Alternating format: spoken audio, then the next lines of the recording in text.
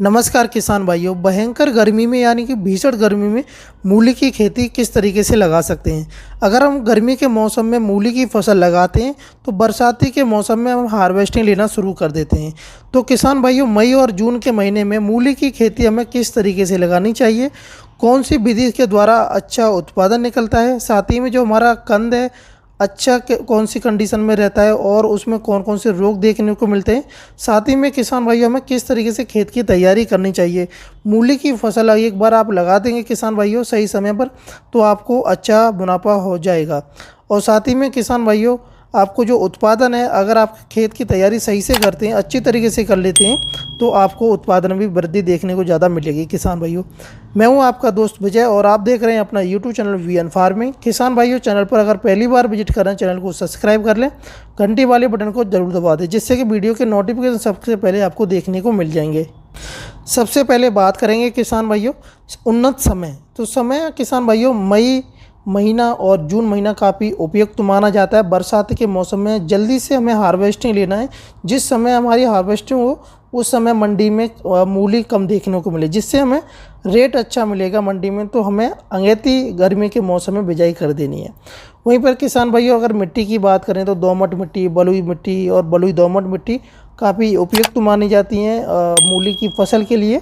वहीं पर किसान भाइयों, जलवायु और तापमान की बात करें तो आप जब 10 से लेकर के 15 डिग्री सेंटीग्रेड कम से कम होना चाहिए। ज़्यादा से ज़्यादा किसान भाइयों 20 से 30 डिग्री सेंटीग्रेड चल जाता है बिजाई करते समय। अगर बिजाई करते समय टेम्परेचर ज़्यादा है तो किसान भाइयों आपको अपने खेत में नमी थोड़ी ज़्यादा रखनी पड़ेगी बिजाई करते समय। वहीं पर किसान भाइयों, पीएच मान की बात करें तो मूली की फसल के लिए 5 से लेकर के 6.5 के बीच में रहना चाहिए, काफ़ी अच्छा रहता है। वहीं पर के एक किसान का हमारे पास कमेंट आया था कि पीएच मान होता क्या है। तो किसान भाइयों, अगर आपको नहीं पता है पीएच वैल्यू क्या होती है, पीएच का मतलब एक तरीके से मिट्टी में एल्कलाइन, ये जो अम्लीय जो क्षारीपन होता है वो ज़्यादा बढ़ जाता है। पीएच स्केल तटस्थ बिंदु के रूप में जो पीएच मान 7 के और 0 से लेकर 14 तक चला जाता है। जैसे जैसे किसान भाइयों मिट्टी में हाइड्रोजन और आयनों की मात्रा बढ़ जाती है, जिससे मिट्टी का जो पीएच मान कम हो जाता है, जिससे मिट्टी अधिक अम्लीय हो जाती है, जिससे पीएच मान 7 से लेकर के 0 तक अगर मिट्टी तेज़ी से अधिक अम्लीय होती रहती है। और साथ में किसान भाइयों, पीएच मान की बात करें 7 से 14 के बीच में अगर मिट्टी तेज़ी से अधिक क्षारीय और क्षारीय होती है तो आप उस कंडीशन में किसान भाइयों आप जिप्सम का प्रयोग करेंगे। जिप्सम का प्रयोग करते हैं तो आप अपने खेत में जो अम्लीय मिट्टी है उसको आप कंट्रोल कर सकते हैं। क्योंकि किसान भाइयों, जो अम्लीय मिट्टी होती है वो हमारी जो सबसे ज़्यादा प्रभाव हमारी फसल पर पड़ता है। क्योंकि किसान भाइयों, हमारी फसल ग्रोथ नहीं करेगी। मूली एक ऐसी खेती है किसान भाइयों, अगर ग्रोथ नहीं किया तो जो मूली का जो कंद है वो मोटा नहीं होगा, जिससे आपका जो वजन है कम रह जाएगा मूली का, तो आपको नुकसान भी हो सकता है। तो आप हमेशा किसान भाइयों ध्यान रखेंगे, बिजाई करते समय जिप्सम का प्रयोग जरूर करेंगे।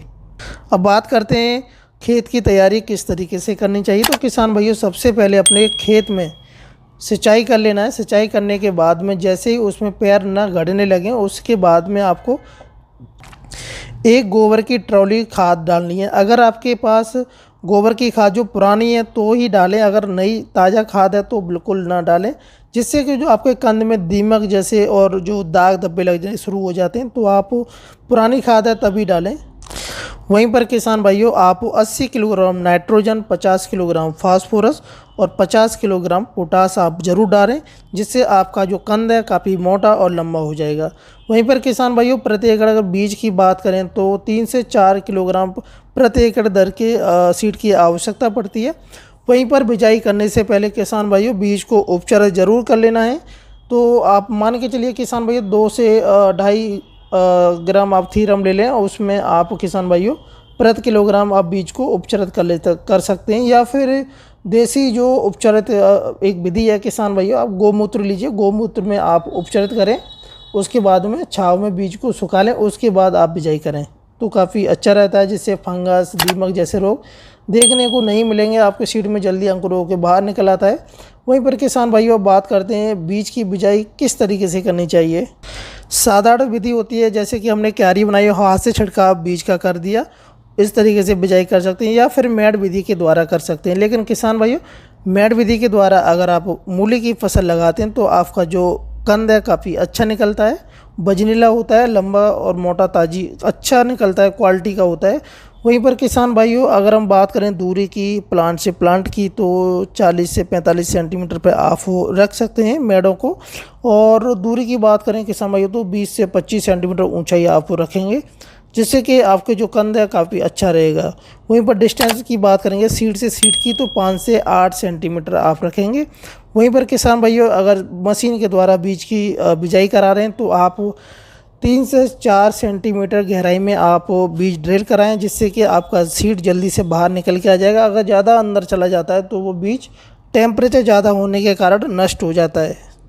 बात करते हैं कुछ प्रमुख सील उन्नत किस्मों की, तो किसान भाइयों जापानी सफ़ेद, पूसा देसी, पूसा चेतकी के नाम से आती है, पंजाब अगैती को लगा सकते हैं।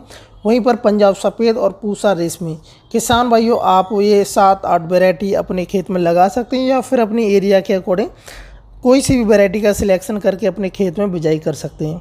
साथ ही में किसान भाइयों बात करें कि हम हार्वेस्टिंग कब और कितने दिनों में कर सकते हैं, तो किसान भाइयों डिपेंड करता है आपकी जो खेत की सॉइल है ना वो कितनी अच्छी है, कंद कितनी जल्दी बनने लगा है जड़। तो आप मान के चलिए अगर सॉइल अच्छी है तो 40 से 50 दिन के बाद में आप पहली हार्वेस्टिंग लेना शुरू कर देंगे।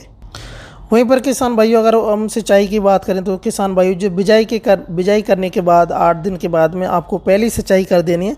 जब आपका मूली के जो पत्ते 2-3 पौधा आपका तो 3-4 पत्तों का हो जाता है, तुरंत आपको सिंचाई कर देनी है, क्योंकि टेम्परेचर ज़्यादा होगा तो आपके जो पत्ते हैं वो झुलस जाएंगे। तो आपको ये ध्यान रखना है किसान भाइयों, टेम्परेचर ज़्यादा होने से आपकी फसल बर्बाद हो सकती है, तो समय से पहले आप सिंचाई जरूर करें। वहीं पर किसान भाइयों बात करें उत्पादन की, प्रति एकड़ में उत्पादन 250 से 300 कुंटल आराम से निकल आता है। वहीं पर किसान भाइयों बात करते हैं खरपतवार नियंत्रण कैसे करेंगे, तो खरपतवार नियंत्रण के लिए आप निराई गुड़ाई के द्वारा निकाल सकते हैं, या फिर रासायनिक दवाइयों का स्प्रे करके भी आप खरपतवार पर आप निजात पा सकते हैं। 3 लीटर में आप पेंडामेथिलिन लीजिएगा और 600 से 800 लीटर पानी में घोल बना करके स्प्रे कर दीजिए किसान भाइयों आप, तो आप खरपतवार पर शुरुआत से ही आपको मुक्ति मिल जाएगी। वहीं पर किसान भाइयों रोगों की बात करें तो मूली की फसल में बहुत सारे रोग देखने को मिल सकते हैं, तो आपको ध्यान रखना है कौन सा रोग देखने को मिल रहा है, उसी के अकॉर्डिंग आप रासायनिक दवा का स्प्रे करेंगे। जैसे कि अगर माहू है तो माहू हो गया, और अर्धगालका सुड़ी होती है, आरा मक्खी होती है। और मैं इसके लिए आपको किसान भाइयों आप या जैसे कि वाइट सुड़ी हो गई तो उसके लिए आप मेलाथियन आता है 0.05% की, और वहीं पर डाइक्लोरोवास आता है 0.05% का। आप दोनों में से कोई सी भी आप लेके स्प्रे कर सकते हैं किसान भाइयों। वहीं पर हम बात करें कि हमें प्रॉफिट कितना हो जाता है 1 एकड़ से, तो किसान भाइयों आप मान के चलिए 1.5 से 2 लाख रुपए आप आराम से कमा सकते हैं मूली की फसल से 1 एकड़ से। किसान भाइयों अगर आपको ये जानकारी अच्छी लगी तो वीडियो को लाइक और शेयर कर दें। चैनल पर अगर पहली बार विजिट करें चैनल को सब्सक्राइब करें। जय हिंद, जय भारत, जय किसान।